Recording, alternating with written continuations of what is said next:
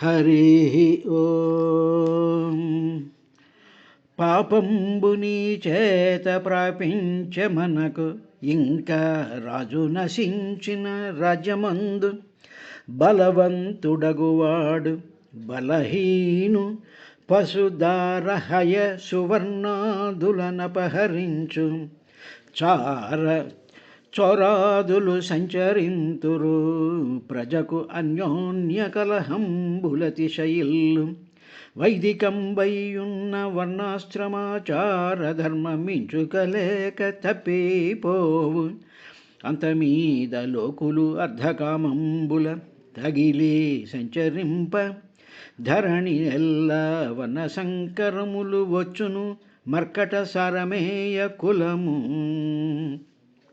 మేరపుత్ర భరతవంశజుం పరమ భగవతున్ హయమేధయాజి ఆచారపరున్ మహానయ విశారదు రాజకులైక భూషణం నీరము గోరి నేడు మన నెలకు వచ్చిన అర్థి భక్తి సత్కారము సేంసి పంపజనుగాక శపింపగ నీకు ధర్మమే భూపతికి నిరపరాధమ శాపముదా నిత్య బుద్ధి చాపలమున మా పాపడు వీడొనరించిన పాపము తొలగింపు కృష్ణ పరమేశ హరి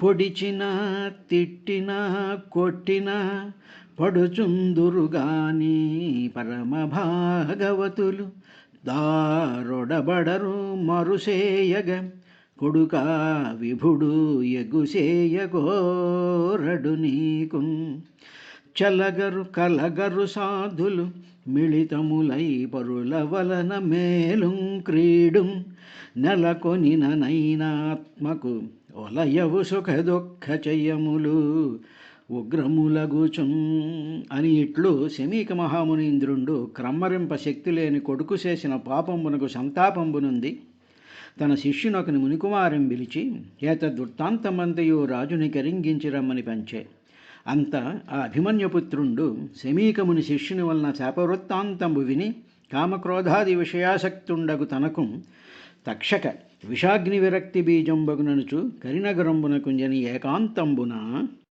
హరి ఓం. ఇలాగ శృంగి తన తండ్రికి అవమానం జరిగింది అనేటువంటి బాధ చేత కోపం చేత పరీక్షన్ మహారాజును శపించినటువంటి సందర్భంలో ఆ సంగతి తెలుసుకున్నటువంటి ఆ శమీక మహర్షి కొడుకుని మందలిస్తూ కొన్ని మాటల్ని అనడం చూసాం. ఇంకా ఆయన కొన్ని మాటలంటూ, రే అబ్బాయి చాలా తప్పు చేసావు నువ్వు, ఆయన ఎవరనుకుంటున్నావు, సాక్షాత్తు కడుపులో దగ్ధమైపోయి శ్రీకృష్ణ పరమాత్మ యొక్క అనుగ్రహం చేత కరుణ చేత బతికి బట్ట కట్టినటువంటి మహానుభావుడురా. తరువాత ఈ వాసుదేవుడు ఈ లోకంలో లేకపోవడం మూలాన లోకమంతా కూడా చాలా చికాకు పాలైంది. కాపలాదారు లేనటువంటి గొర్రెల్లాగా వాళ్ళకి ఏం చేయాలో తెలియక ఇష్టం వచ్చినట్టుగా ప్రజలు ప్రవర్తించడం ప్రారంభించినటువంటి సందర్భంలో ఆయన ఈ దేశాన్నంతటినీ ప్రజలంతటినీ కూడా ఒక క్రమమైనటువంటి పద్ధతిలో ప్రవేశపెట్టి ఒక రాజ్యాంగ వ్యవస్థని ఒక రక్షణ కవచంలాగా ఆయన పరిపాలించడం ప్రారంభించాడు. సాధారణంగా రాజు లేనటువంటి సందర్భంలో అవినీతిపరులైనటువంటి వాళ్ళు కానీ, దొంగలు కానీ, జారులు కానీ, జోదగాళ్ళు కానీ, తర్వాత బందిపోట్లు కాచుకుని కూర్చుని ఉండేటువంటి సందర్భంలో వాళ్ళు ఊళ్ళ మీద పడిపోయి ప్రజలందరినీ కూడా సర్వనాశనం చేస్తూ ఉండి స్త్రీలను ఎత్తుకుపోయి రకరకాలైనటువంటి దురాగతాలు చేసేటువంటి సందర్భాలు రాజు మరణం జరిగిన తర్వాత జరుగుతూ ఉంటాయి. అదేవిధంగా రాజాంతఃపురంలో ఉండేటువంటి కలహాల వల్ల కూడా కొన్ని అరాచకాలు జరిగేటువంటి అవకాశం ఉంటూ ఉంటుంది. కాబట్టి ఇటువంటి ఆ పరిస్థితులన్నిటినీ కూడా తాను కంట్రోల్ చేసి ఈ రాజ్యాన్నంతటినీ సుభిక్షంగా పెట్టాడయ్యా. అటువంటి మహానుభావుణ్ణి ఒరే బాలకా నువ్వు శపించేశావు అంటూ ఇంకా ఆయన చాలా ఒక రకమైనటువంటి బాధతో కొన్ని చెప్పవలసినటువంటి సత్యాలను నిర్మొహమాటంగా చెప్తూ ఉన్నాడండి. సాధారణంగా ఎలా ఉంటుంది అంటే, మన చుట్టాలో, మన పక్కాలో, మన మిత్రులో, లేకపోతే మన సంతానమో కూడా ఏదైనా ఒక తప్పు చేసినట్లయితే వాళ్ళని సపోర్ట్ చేయడానికని చెప్పి, వాళ్ళని సమర్థించడానికని చెప్పి, వాళ్ళు చేస్తున్నటువంటిది ప్రతి పని మంచిదే, వాళ్ళు ఏ దోషం చేయటం లేదు అనేటువంటి ఒకానొక మోహంలో పడిపోయి తప్పును చూడకుండా ఉండడం ఒక తప్పు. ఆ తర్వాత దోషాన్ని చూడకుండా ఉండడం చెప్పు, చూసి కూడా అది దోషం కాదు, వీళ్ళు మనవాళ్ళు కాబట్టి ఈ దోషం చేసినా ఏమీ పర్వాలేదు అనేటువంటి దాంట్లో ఉండడం రెండో తప్పు. ఆ తరువాత అలాంటి దోషయుక్తులైనటువంటి కానిటువంటి కార్యక్రమాలని సపోర్ట్ చేస్తూ దాంట్లో పాలు పంచుకోవడం కూడా మహాపాపము అనేటువంటి విషయాన్ని ఆయన చెప్తూ అన్నాడు. పాపంబుని చేత ప్రప్రించమనకు. చూసావా మనకి ఎంత పాపం వచ్చిందో, నువ్వు చేసావు, నువ్వు శాపం పెట్టేసావు అటువంటి మహానుభావుడికి. అతను చేసినటువంటిది తప్పే, చిన్న తప్పే, పెద్ద అదేమి ఘోరమైనటువంటి తప్పేం కాదు. అదేదో చేశాడు, ఉద్రేకంతో చేశాడు, వెళ్ళిపోయాడు. అంత దానికి నువ్వు ఇంత శాపం పెట్టావు అంటే, ఆ వ్యక్తి యొక్క మరణాన్ని నువ్వు కోరుకున్నావు అంటే, దానివల్ల మనకు పాపంబు ప్రాప్తించే నీ చేత, నీ వల్ల మనకి ప్రాప్తం వచ్చింది, పాపం వచ్చింది. అంటే ఇప్పుడు నువ్వు తప్పు చేసావు అంటే నీ వల్ల ఏం జరిగిందంటే, నాకు, నీ తల్లికి, మన బంధువులకి, మనందరికీ కూడా పాపం వచ్చింది. పాపంబు నీ చేత ప్రాపించే మనకు అనేటువంటి పదం వాడేటండి.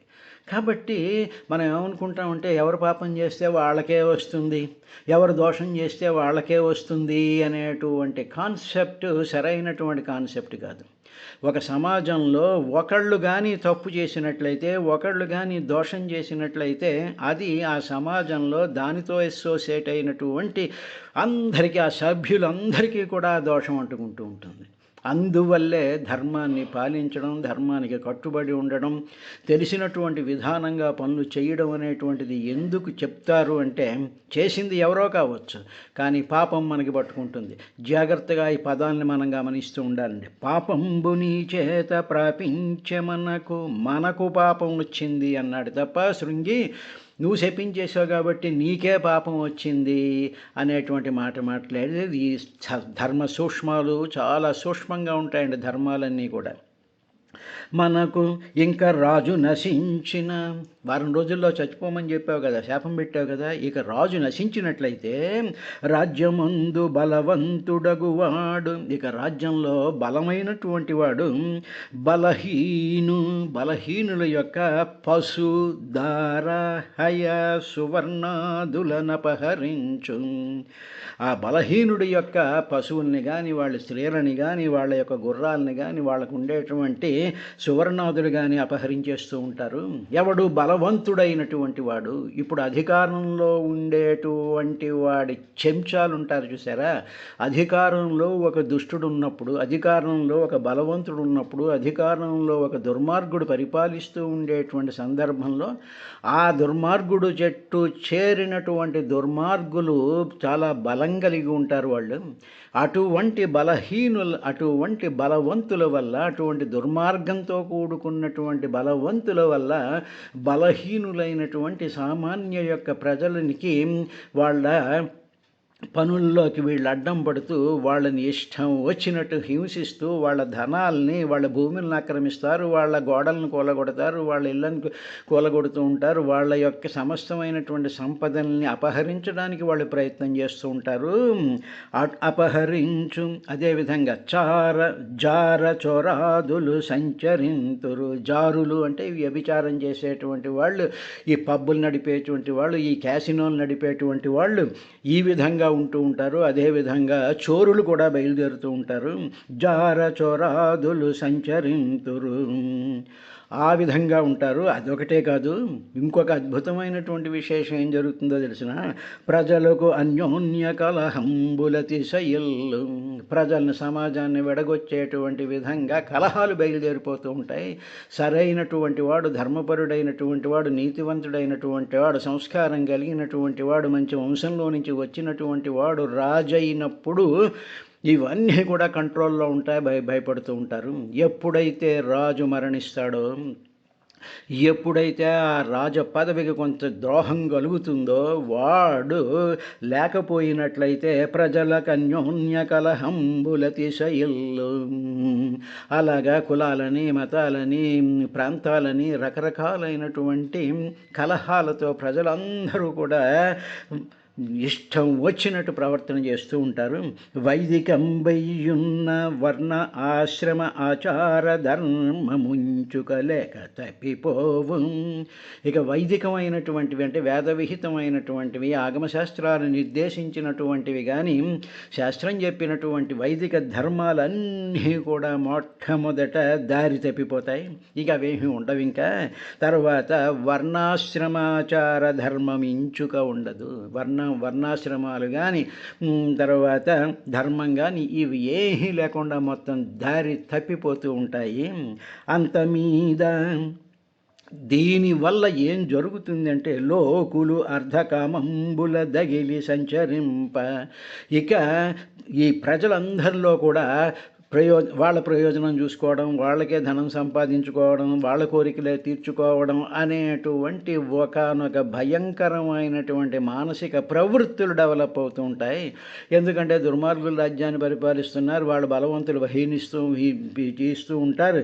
తర్వాత ఇటువంటి వ్యసన సంబంధమైనటువంటి విశేషాలు అన్నీ కూడా వ్యాపించిపోయినప్పుడు ప్రజలు ఒకళ్ళు తన్నుకుంటూ ఉండేటువంటి పరిస్థితులు వచ్చేసినప్పుడు అప్పుడు ప్రజలకి మనం జాగ్రత్తగా ఉంటే బాగుండు అని చెప్పి గబా వాళ్ళకి కావలసినటువంటి ప్రయోజనాలకు సంబంధించినటువంటివన్నీ మూటలు కట్టుకుంటూ ఒక రకమైనటువంటి ఈ దొరుకుతాయో దొరకవో అనేటువంటి ఒకనొక విధమైనటువంటి స్థితిలోకి ప్రజలు వెళ్ళిపోతూ ఉంటారు. అర్ధకామంబుల తగిలి సంచరింప. అప్పుడు ఈ ప్రజలందరికీ కూడా ఈ విధమైనటువంటి పరిస్థితి ఏర్పడుతూ ఉంటుంది. ధరణి నెల్ల వర్ణ సంకరములు వచ్చును. ఇక ఈ ప్రపంచంలో ఈ భూమిలోకి వర్ణ సంకరం కలుగుతూ ఉంటుంది. ఎలాగంటే మర్కట సారమేయ కులము మేరపుత్ర. ఈ రాజ్యం అంతా కూడా కోతుల్లాగా, కుక్కల్లాగా వర్ణశంకరం వ్యాపించిపోతూ ఉంటుంది కుమార. అందువల్ల పాపంబుని చేత ప్రాపించమన్నకు. చూసావా ఎంత ఘోరమైనటువంటి పాపం మన కుటుంబానికే కాకుండా, మన మిత్రాదులకే కాకుండా, మన తాపసాశ్రమాలకే కాకుండా మిగతా ప్రపంచం కూడా, మిగతా వాళ్ళందరికీ కూడా ఇంత దారుణమైనటువంటి పరిస్థితి ఏర్పడుతుందిరా అని చెప్పి ఆ శృంగి చేసినటువంటి అజ్ఞానంతో చేసినటువంటిది, రోషంతో చేసినటువంటిది, బాలకుడైనటువంటి వాడు చేసినటువంటి, తనకి తెలియకుండా చేసినటువంటి ఆ మహత్తరమైనటువంటి శాపం వల్ల ఇంత విధంగా కలుగుతుంది అని చెప్పి, మరి ఆ రాజు ఎటువంటి వాడు, ఈ శాపం ఎవరికి పెట్టాడు అంటే సాక్షాత్తు పరమాత్మతో సంబంధం కలిగినటువంటి పరీక్షణ్ మహారాజు. అదే దుష్టుడికో, నరకాసురుడికో, లేకపోతే శంబరాసురుడికో, లేకపోతే దిరాసంధుడికో, శిశుపాలుడికో శాపం పెడితే పరిస్థితి వేరుగా ఉండేది.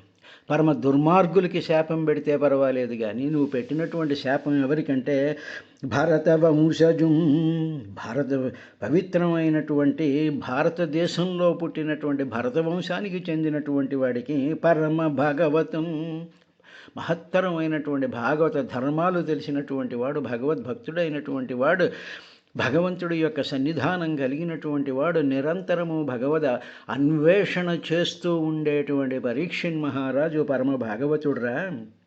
ఆయన భారత వంశజుం పరమ భాగవతున్ హయమేధయాజి ఆచారపరున్. అనేక రకాలైనటువంటి అశ్వమేధయాగాలు చేశాడు, వాజపేయ యజ్ఞాలు చేశాడు, ఇష్టులు చేశాడు, యాగాలు, హోమాలు, ఒకటేమిటి సమస్తమైనటువంటి వేదవిహితమైనటువంటి కర్మలు చేసినటువంటి మహానుభావుడు.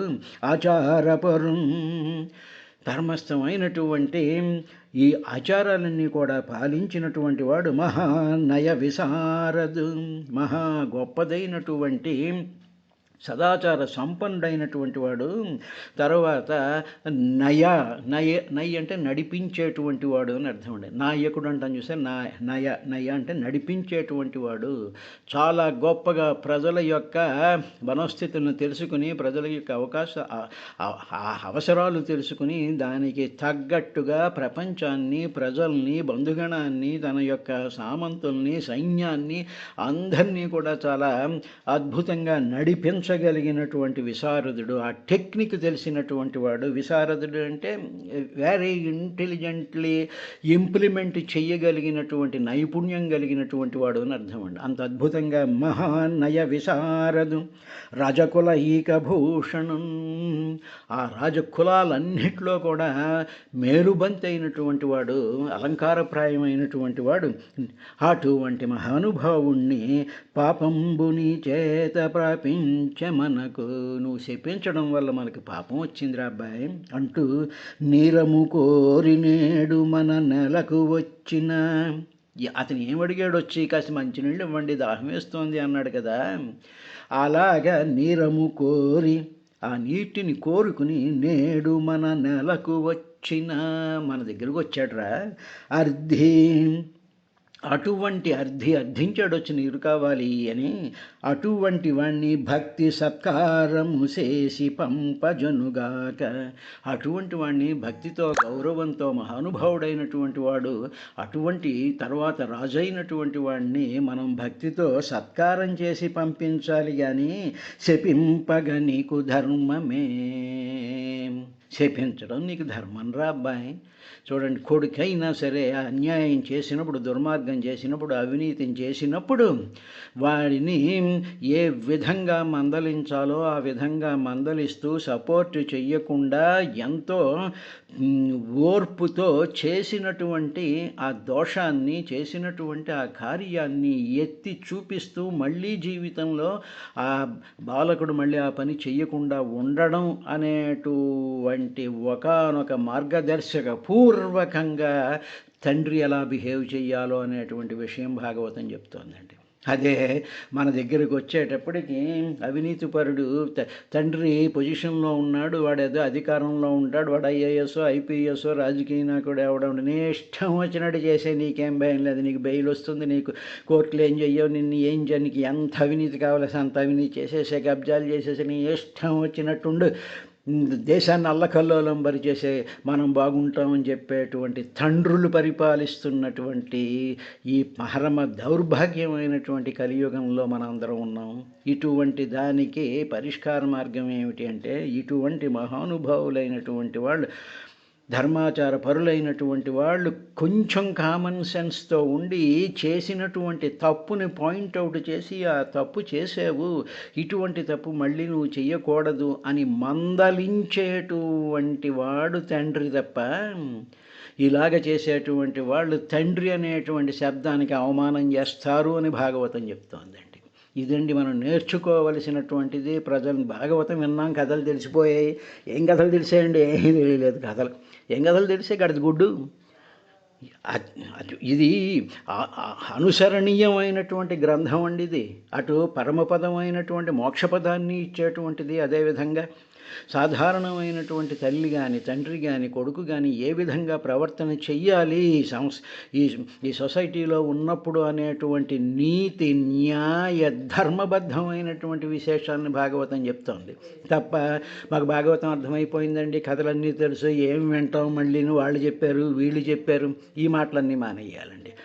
ఇది ఒక రకమైనటువంటి మనిషి యొక్క జీవితాన్ని ఉన్నతమైనటువంటి విలువలతో కూడి నడపడానికి పనికొచ్చేటువంటి మహద్భుతమైనటువంటి గ్రంథం అండి భాగవతం. భూపతికి నిరపరాధమా అని వెంటనే కొడుకు చూస్తే అమాయకుడు, బాలకుడు, శాపం అయిపోయింది. ఇక చేసినటువంటి ఇంక ఏం చేసినా కూడా దానికి విరుగుడు లేనటువంటి మహత్తరమైనటువంటి శాపం పెట్టేశాడు. ఇక తన ఆ పిల్లవాడిని దండించి కూడా ఏమిటి ప్రయోజనం, చెప్పవలసినటువంటిది చాలా క్లియర్గా ఏ విధమైనటువంటి మొహమాటం లేకుండా ఆ పిల్లవాడికి అవి చెప్పేటప్పటికి పిల్లవాడి యొక్క ఆలోచన అయ్యో నేను ఇంత తప్పు చేశానన్నమాట, మళ్ళీ జీవితంలో నేను ఈ తప్పు చేయకూడదు అనేటువంటి ఒక మహత్తరమైనటువంటి మార్పుని ఆ తండ్రి శమీక మహర్షి శృంగిలో కలిగించాడు. అయిన తర్వాత వెంటనే ఆయన చేసినటువంటిది ఏమిటి అంటే, అటు శ్రీకృష్ణుడి వైపుకి తిరిగి, భూపతికి నిరపరాధమా శాపముదానిత్య బుద్ధి చాపలమున మా పాపడు, మా పిల్లవాడు కృష్ణ పరమేశ హరి, ఓ కృష్ణ, ఓ పరమేశ, ఓ హరి అంటూ రెండు చేతులు ఆకాశం వైపుకి దండం పెడుతూ అన్నాడు. భూపతికి, భూపతి అంటే రాజుకి శాపం పెట్టాడు. నిరపరాధమ, అందులో ఆయన పాపం ఏ అపరాధము కూడా చేయలేదు. నిరపరాధికి, రాజు అయినటువంటి వాడికి శాపం ఇచ్చేశాడయ్యా. బుద్ధి చాపలమున, బుద్ధి చెలించిపోయింది, మా నాన్నకి ఏదో అయిపోయింది అనేటువంటి ఒకానొక కంగారులో చెలించింది. చాపలం అంటే చెలించిపోయింది. అలాంటి చెలించిపోయినటువంటి మనసుతో, స్వామి బుద్ధి చాపలమున మా పాపడు, మా పిల్లవాడు, వీడు జ్ఞానం లేనటువంటి వాడు, 8 ఏళ్ళు 6 ఏళ్ళు కలిగినటువంటి బాలకుడు, వీడికి ఏమీ తెలియలేదు, కోపం ఒక్కటే పొంగొచ్చేసింది, నా తండ్రికి ఏదో అయిపోయింది అనేటువంటి విషయంతో, వీడొనరించిన పాపము తొలగింపు కృష్ణ పరమేశ హరి,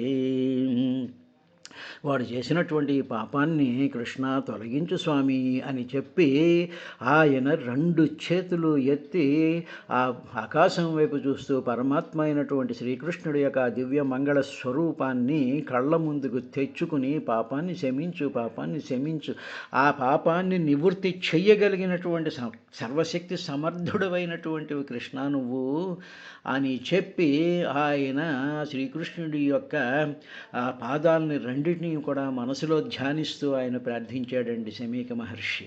ఇది మహర్షి యొక్క తత్వం అలా ఉంటుంది. నేను మహర్షిని, నాకు ఆ కెపాసిటీ ఉంది, నేను ఏదైనా చేసేయగలను, ఇలా చేయలేదు ఆయన. ఎవరిని పట్టుకోవాలో వాడిని పట్టుకుంటారండి. అందులో చేసినటువంటి పాపం సామాన్యమైనటువంటి దోషం కాదు. కాబట్టి మనము ప్రార్థించవలసినటువంటిది అటువంటి శ్రీకృష్ణ పరమాత్మనే.